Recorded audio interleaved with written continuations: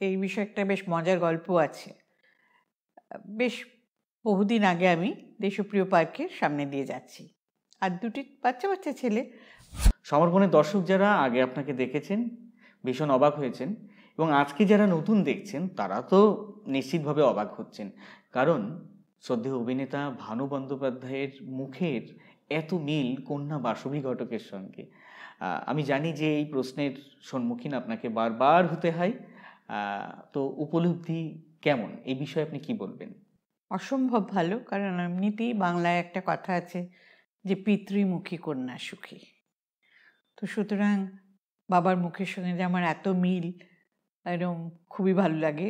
এই বিষয়ে একটা বেশ মজার গল্প আছে।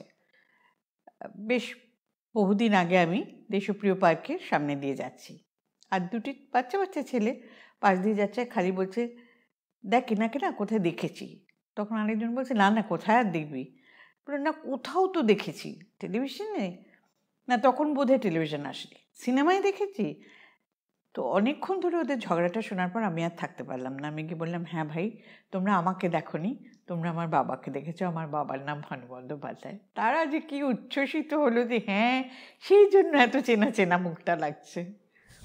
অভিনেতা ভানু বন্দ্যোপাধ্যায়কে আমরা সকলেই চিনি, জানি। ওনার উপমা উনি নিজেই। ওনার সঙ্গে কারো তুলনা করা তো একদমই সম্ভব নয়, যাইও না।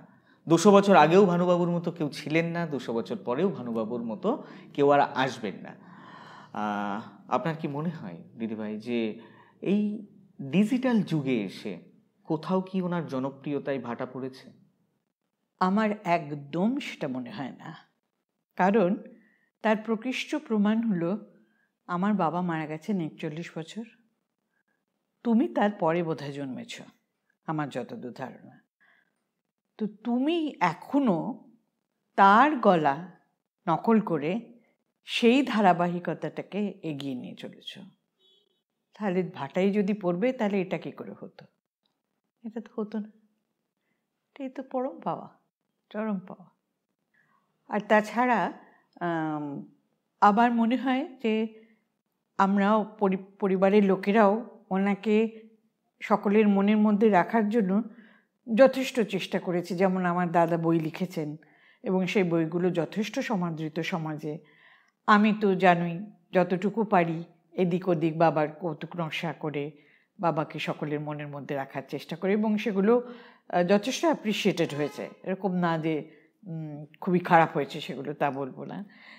তো সুতরাং জনমানসের মধ্যে উনি এখনও যে বেশ ভালোভাবেই রয়েছেন এবং লোকে ভালোভাবেই ওনাকে মনে রেখেছেন, আমি তো মনে করি সেটাই চলছে, সকলেই মনে রেখেছে।